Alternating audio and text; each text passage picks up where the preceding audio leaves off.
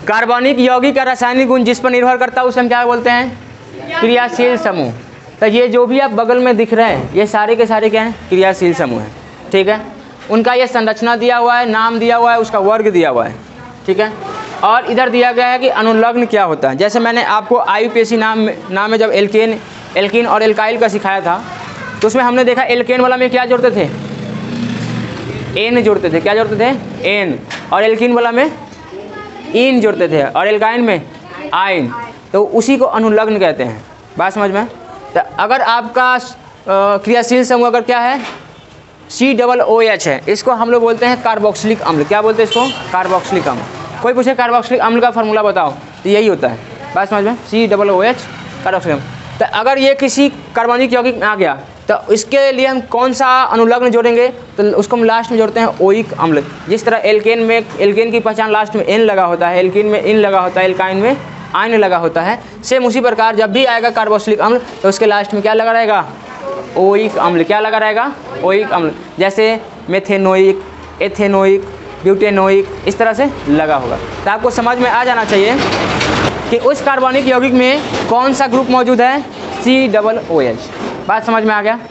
ये सब फालतू चीज़ दिया हुआ, इतना दिमाग लगा, बस इसको थोड़ा याद रखना, बस और कुछ नहीं। अगला है CHO। क्या है? CHO। ये जो H है ये किस पे है? कार्बन पे है, ना कि ऑक्सीजन पे है। फिर ऑक्सीजन 2 बॉन्ड बनाता है, कार्बन हर हाल में 4 बॉन्ड बनाएगा। ठीक है, तो 2 ऑक्सीजन के साथ बना लिया, 1 हाइड्रोजन के साथ। ये फ्री बॉन्ड है, यहाँ पे कोई एल्किल समूह आएगा जब यह किसी ग्रुप में जुटेगा तब। तो इसको हम बोलते हैं एल्डिहाइड। क्या बोलते हैं इसको? जोर से बोलो। क्या बोलते हैं? एल्डिहाइड। तो इसकी पहचान क्या है? क्या लगा रहेगा लास्ट में? ऑल। क्या लगा रहेगा? ऑल। जैसे methanol, butanol, hexanol, pentanol, propanol, इस तरह से लगा रहेगा। बात समझ में? जैसे जोड़ते हैं ना प्रोपेन, हेक्सेन, ब्यूटेन, तो एन नॉल लग के क्या लग जाएगा? Meth plus ol, methanol. बात समझ में? But plus ol, butanol. ठीक है, ये है COOR। क्या है? COOR। इसको हम क्या बोलते हैं? एस्टर। क्या बोलते हैं? एस्टर। ये नाम याद रखना है। उसके बाद इसमें जुटता क्या है लास्ट में? OH। क्या जुटता है? OH। ये ए दिखा रहा है कि लास्ट में जुटता है, अनुलग्न बोलते हैं। बात समझ में? सफिक्स का नाम सुना है आपने? सफिक्स और प्रीफिक्स, अरे वो क्या बोलते हैं? उपसर्ग और प्रत्यय नाम सुना है? सुना होगा व्याकरण में। उपसर्ग कहाँ लगता है? आगे कि पीछे? उपसर्ग आगे लगता है कि पीछे लगता है? पीछे लगता है। और प्रत्यय आगे लगता है।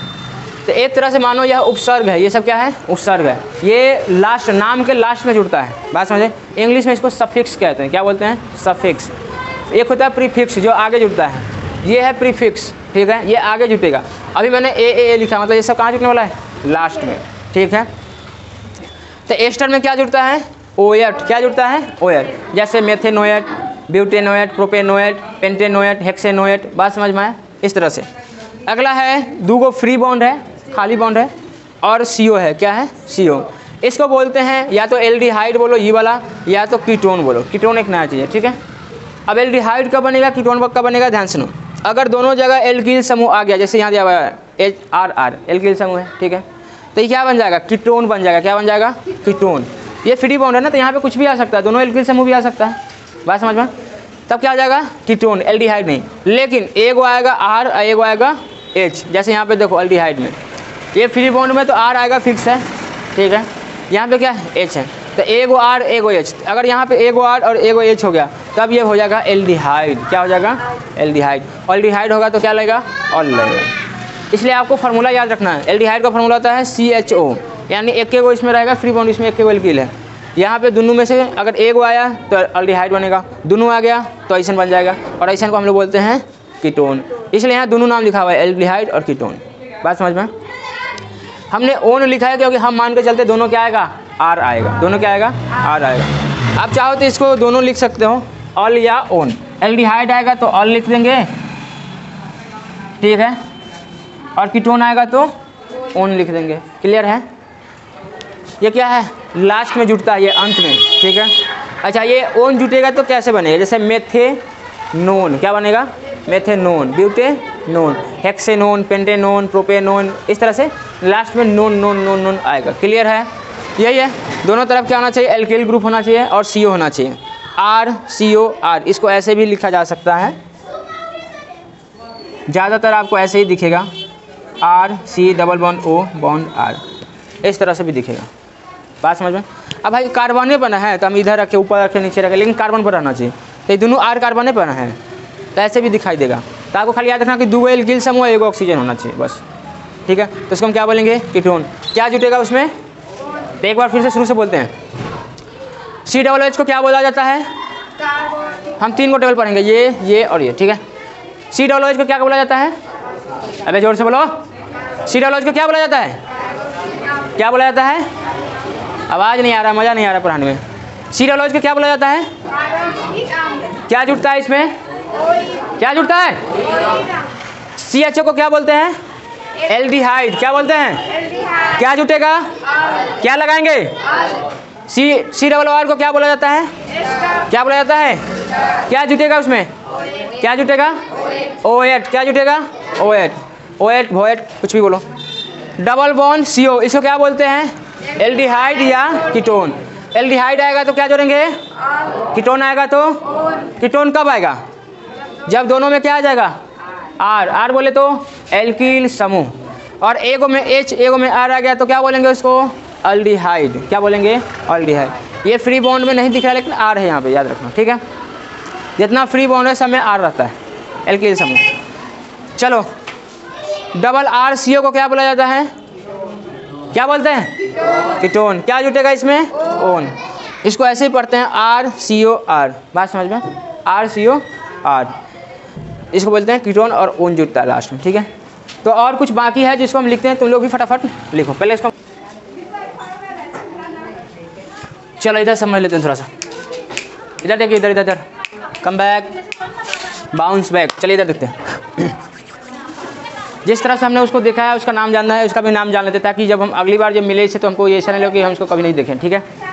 जब कभी आपको OH दिखाई दे, OH, तो इसका नाम होता है एल्कोहल। क्या नाम होता है? बहुत फेमस है, तुमने सुना भी बहुत बार होगा, एल्कोहल एल्कोहल एल्कोहल, ठीक है। ये किसी के नाम के अंत में जुड़ता है, और क्या जुड़ता है? ऑल, जैसे मेथेनॉल, ब्यूटेनॉल, पेंटेनॉल, इस तरह से, ठीक है। इसको बोलते हैं ईथर। छोटा दोनों हाथ फैला दिया इसे, कहता कोई भी लटक जाए कोई दिक्कत नहीं है, ठीक है। O के दोनों तरफ क्या है? इसमें कौन सा ग्रुप जुड़ेगा? R। कौन जुड़ेगा? R। H नहीं जुड़ेगा, अगर H जुड़ेगा तब तो E बन जाएगा, ठीक है। H नहीं जुड़ेगा तो इसको बोलते हैं ईथर। क्या बोलते हैं इसको? ईथर। इसका नाम होता है एल्कोक्सी एल्केन। ये अनुलग्न नहीं है, ये पूरा नाम ही होता है उसका। एल्कोक्सी, एल कार्बन की संख्या है, कॉक्सी इसमें जुड़ता है, एल्केन भी कार्बन की संख्या, इसमें N जुटा हुआ है। जब हम इसको पढ़ेंगे डिटेल से दोबारा तब इसको बढ़िया से समझ में आ जाएगा, ठीक है। वो सिंपल समझो कि नाम लिखा हुआ है इसका, वो अनुलग्न नहीं, वो लास्ट में जुड़ता है, पूरा उतना ही लिखा भी करता है, ठीक है। ये है एमीन, इसको बोलते हैं NH2। क्या बोलते हैं इसको? क्या बोलते हैं इसको? NH2। इसका नाम क्या है? एमीन। जुड़ता क्या है लास्ट में? एमीन। एमीन ही जुड़ता है इसमें, ठीक है।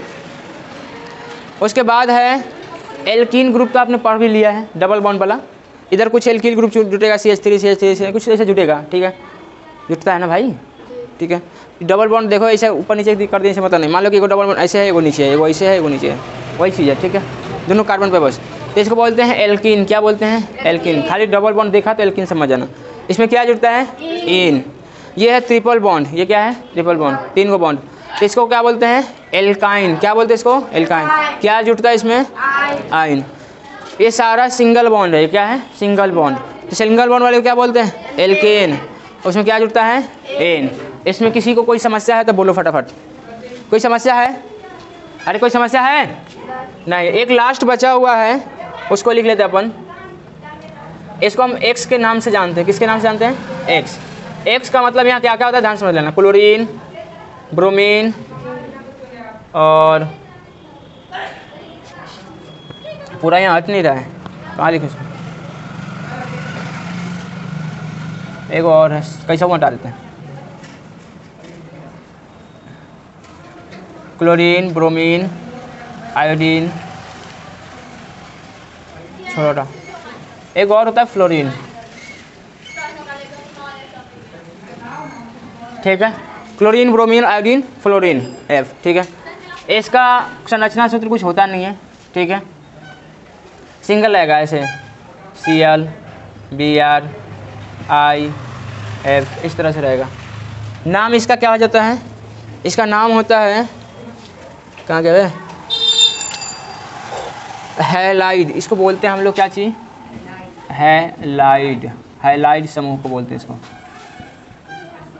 ठीक है। और इसका नाम होता है हैलाइड।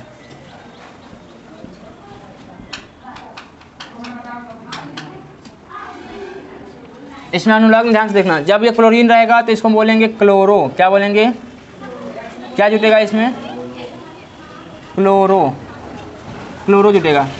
और जब ये बी आर रहेगा तो इसमें जुटेगा ब्रोमो, क्या जुटता है, ब्रोमो।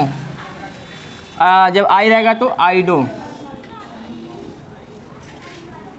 आइडो, आइडो जुटेगा ना, हाँ। और ये एफ रहेगा तो इसको बोलते हैं फ्लोरो, क्या बोलते हैं इसको,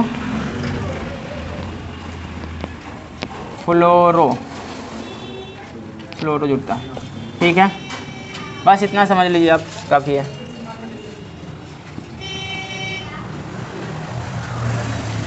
कोई दिक्कत है इसमें तो बोलो। जब कभी आपको यह दिखाई दे तो इसका नाम होता है क्लोरो, इसको बोलते हैं ब्रोमो, इसको बोलते हैं आइडो, इसको बोलते हैं फ्लोरो, ठीक है। इसको लिख लो आप, हो गया। अच्छा एक चीज़, हाँ ये क्या चीज़ अनुलग्न है कि क्या है इसे बता देते हैं। ये अनुलग्न नहीं है, ये पी वाला लिखो, ये पूर्व लग्न है, ये पहले जुटता है, बाद में नहीं जुटता। इसको हम बोलते हैं bromo alkane, bromo pentane, bromo hexane, बाद में एल्केन ना लगाएगा, ये पी वाला है, ठीक है। पी वाला और ए वाला मतलब समझता है ना, ए वाला का मतलब अंत से जुटेगा, पी वाला का मतलब पहले रहेगा, ठीक है। अब शुरू करें अपना, इसको हटा दो, चलो हटाओ इसको। चलो हमने पेरेंट चेन सिलेक्शन करना सीखे थे, अब ध्यान दो इधर, हमने एल्केन का पढ़ा था तो सब पेरेंट चेंज करना, नंबरिंग करना सीखे थे ना, इसमें भी सीखना पड़ेगा। इसका कुछ थोड़ा सा अलग रूल होता है, ठीक है, इसलिए ध्यान से समझना, क्योंकि ये नहीं आया तो फिर गड़बड़ हो जाएगा। तो पहले तो हम जो क्रियाशील समूह इसको दो भागों में बांट देते हैं, क्रियाशील समूह, इसको अपन दो भागों में बांट देते हैं।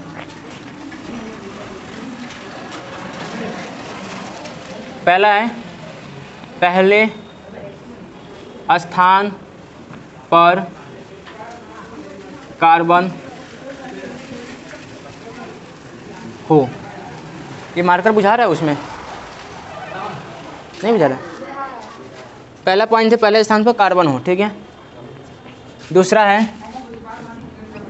पहले स्थान पर कार्बन न हो, पहले स्थान पर कार्बन न हो।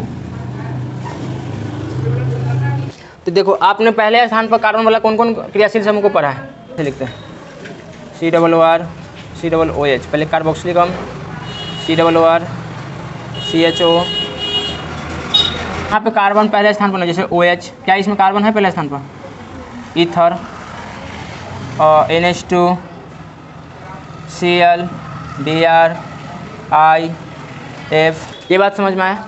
यहाँ पे देखो पहले पॉइंट पे क्या है, कार्बन है, यहाँ पहले पॉइंट पे कार्बन, पहले स्थान पे कार्बन नहीं है, तो आपको जाना कार्बन है, कार्बन है कि नहीं है, ये कार्बन है रे, ये क्लोरीन है, कार्बन नहीं है, ठीक है। इसका पूरा Cl होता है, तो इसका अलग रूल होता है और इसका अलग रूल होता है, पेरेंट चेन सिलेक्शन का अलग रूल होता है, ठीक है। पहले इसको लिखो, उसके बाद हम मिटाएंगे इसको।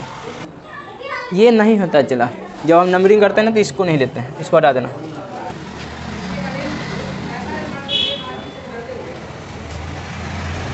चलो ठीक है,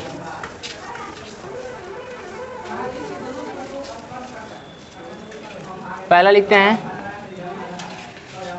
पहले स्थान पर कार्बन हो। तब हम उसका कैसे काम करेंगे, पेरेंट चेन सिलेक्शन कैसे करेंगे, उसके बारे में रूल्स पढ़ते हैं, ठीक है। पहला रूल्स पढ़ेंगे, क्या चीज़, पेरेंट्स चेन सिलेक्शन,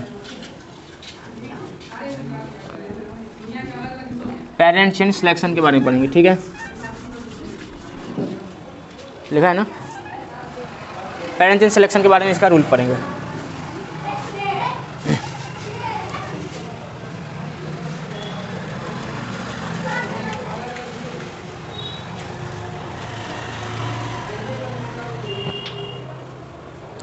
इसका एक ही रूल होता है, आपको इसी में लिख कर देते हैं, देख सकें।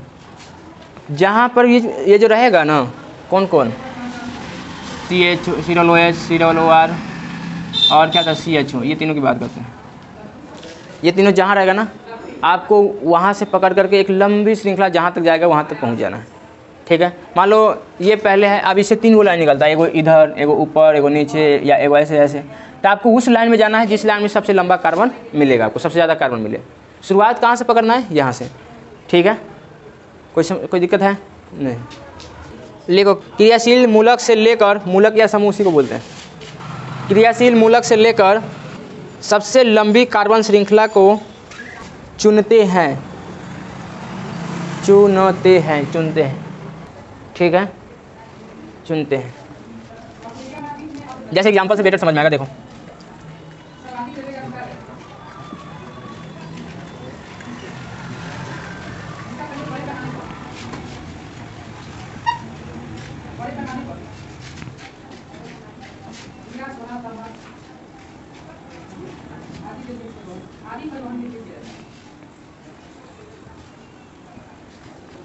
चलो, पहले हम लोग क्या करते थे, किसी एक छोर से पकड़ करके सबसे लंबा कार्बन श्रृंखला को चुनते थे, जिसमें सबसे ज़्यादा अधिक कार्बन आता था।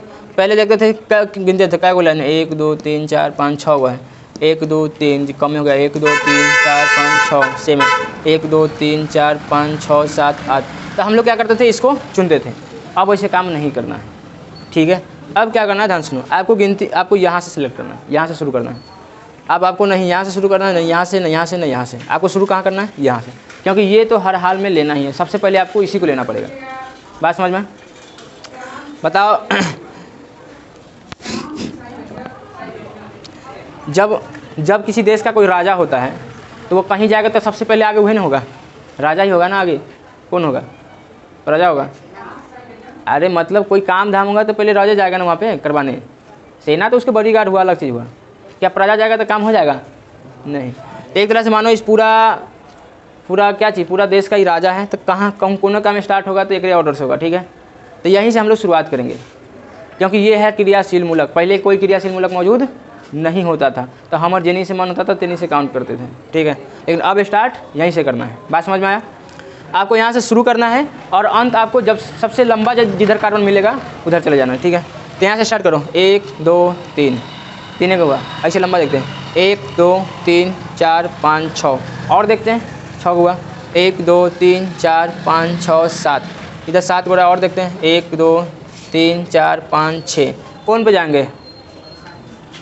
आपको स्टार्ट करना है यहाँ से, और यहाँ ये वाला, ये आपका पेरेंट चेन है। This is your parent chain, parents chain. बात समझ में आया? आपको यहाँ से शुरुआत करके वहाँ जाना है जिधर सबसे ज़्यादा लंबा कार्बन हमको मिले। चलो यही हो गया पहला, आप दूसरा जल्दी से बता दो हमको फटाफट।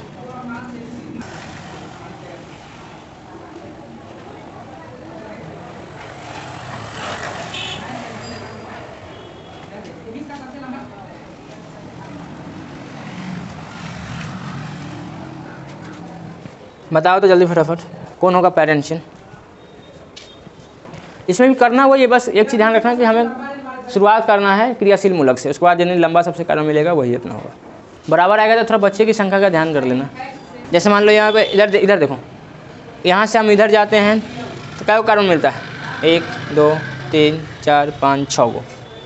यहाँ से अगर हम नीचे जाते हैं तैयो हमको 6 को मिल रहा है, दोनों में 6 मिल रहा है। तो चेक कर लो, अगर मैं सीधे लेता हूँ तो क्या को बचवा मिल रहा है, 1 2 3, ये भी 3 मिल रहा है। और मैं इसको ऐसे ले रहा हूँ तो क्या को बच रहा है, 1 2 3। बात बराबर है। तब आपको जिधर से मन उधर से, मतलब जिधर से क्या, मतलब जो मन है वो ले सकते हैं दोनों में। तो ज़्यादा बेटर रहेगा सीधा वाला लाइन लेना। ये अपना पेरेंट चेन हो गया। बात समझ में? नीचे वाला भी लेंगे तो कोई दिक्कत नहीं है। अच्छा एक चीज़ बताओ, खाली यहाँ का CHO रहेगा, COOH, आई तीनों में से कोई भी रहेगा, काम वही करना है। पेरेंट चेन सिलेक्शन का सेम रूल है। क्लियर है? चलो तो अभी तुम लोग को क्लियर हो जाए इसलिए मैं वो और लिखा देता हूँ उसका, उसमें से